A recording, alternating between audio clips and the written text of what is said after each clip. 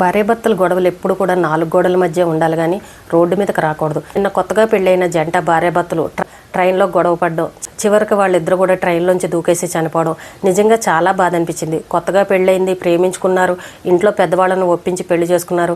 పెళ్ళై 2 నెలలు అయ్యింది. కానీ చిన్న చిన్న తగాదాల వల్ల పౌరుషాలకి పంతాలకి పోయి ఒకరి తర్వాత ఒకరు దూకేసి ప్రాణాలు తీసుకున్నారు.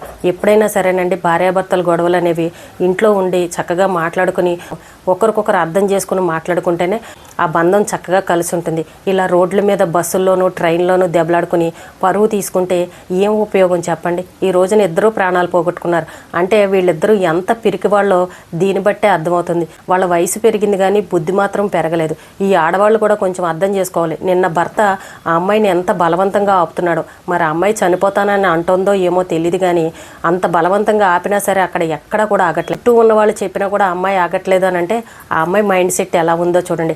తొందరపాటు నిర్ణయాలు తీసుకోకండి, మీ ప్రాణాల మీదకి తెచ్చుకోకండి. చిన్న విషయాలని పెద్దవి చేసుకుని ఇలా వీధిలో మాత్రం పెట్టుకోకండి.